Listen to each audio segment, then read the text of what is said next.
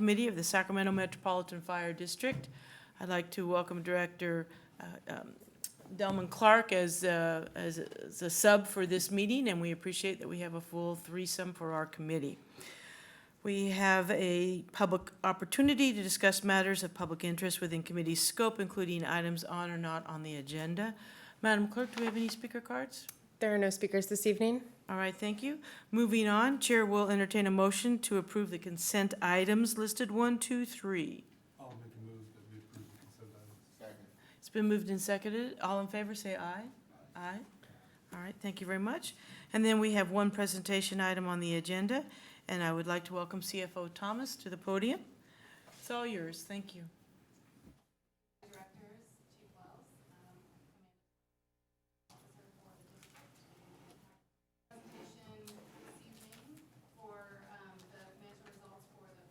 Two months of this fiscal year, which are the 2 months ended August 31st, 2015.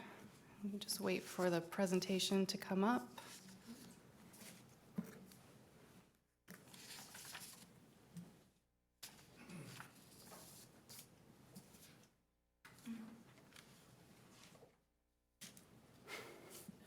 All right, it's connecting.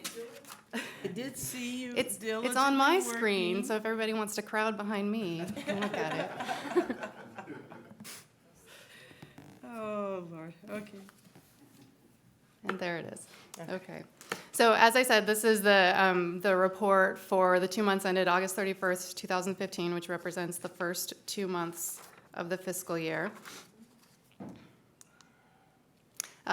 The presentation that I'm going to give this evening is supplemental to the report that is included in the packet, and you'll notice page numbers referenced in the top right-hand corner of the presentation that will refer you to the relevant page of the financial report in your packet. So the first chart that we'll look at this evening is a cash balance history, and these are balances of all funds of the district, so this includes all cash, not just the general fund. And really at this point in the fiscal year, the general fund is in a negative cash position. It's primarily the bond funds that are contributing to the positive cash balance that we have as of August 31st, 2015 of approximately $10.9 million.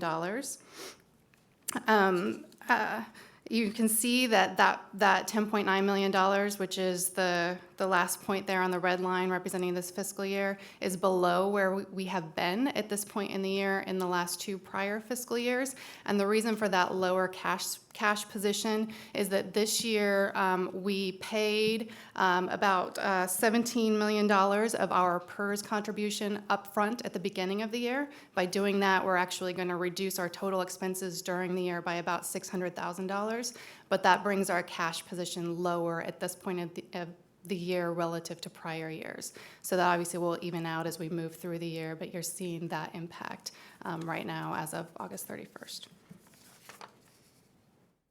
And then I did want to mention, just kind of looking forward through the year, as with prior years, we will expect the cash balance to continue to decline until we receive our first property tax revenue installment, which would be reflected here in January, and you can see where the numbers kind of spike up in that time period. Let's see if it'll move forward for me. Okay. So the next chart, unlike the previous chart, this is not showing us cash balance, but it's showing us the general fund reserves. And the general fund reserves are calculated by taking our starting reserve balance. So for this year, that starting balance was about $21 million. And then we add the general fund revenues that have been received so far this year of about $7 million. And then we subtract the general fund expenses so far this year of about $31 million. So that results in negative net reserves as of August 31st, 2015 of about $3 million. As you can see, again, not uncommon for us at this point in the fiscal year to be in a negative position here. And really, as we saw with the cash balance, we would expect that to continue to decline until, again, we receive that first installment of property tax revenues, and then we'll go back up into the positive territory. This chart here is also showing a projected ending reserve at the end of the fiscal year. That's based on the adopted final budget. As you know, there's a recommendation on the board agenda later this evening for an amendment to the budget. So that would result in a change to this number, but as of right now, based on the adopted final budget, we are showing a projected reserve ratio at the end of the fiscal year of 11.4%. If the budget is amended as recommended, then we would reflect that change in the next version of this report.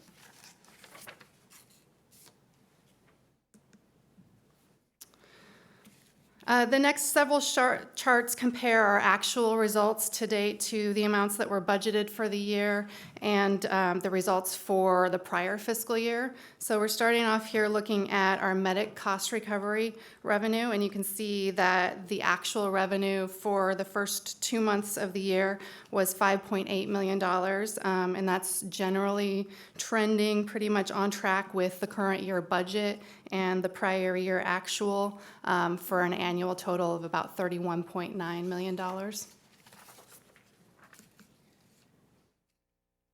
Looking at total revenues, you can see that the $5.8 million that we had for medic cost recovery represents the majority of the revenue that's been received to date at a total of about $6.6 million, which is generally on trend with our budget expectations at this point in the fiscal year.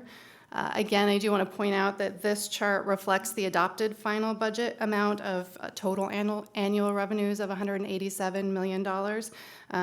However, as recommended in the budget amendment, we do expect that this amount will be reduced as a result of lower IGT revenue, and then that would be reflected in the next version of this presentation.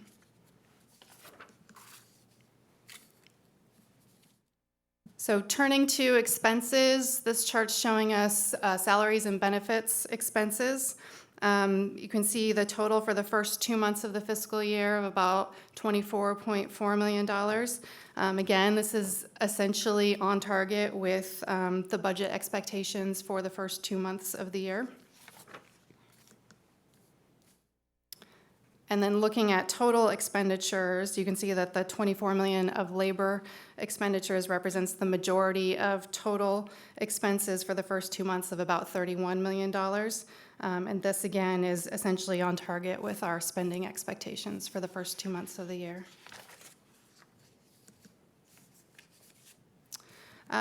The last chart that I'm going to go over this evening shows the balance in our SERBD fund. So that's the OPEB fund to fund retiree medical benefits. As of August 31st, 2015, the total balance was just over $14.3 million, which includes about $210,000 as a result of investment earnings over the life of the fund.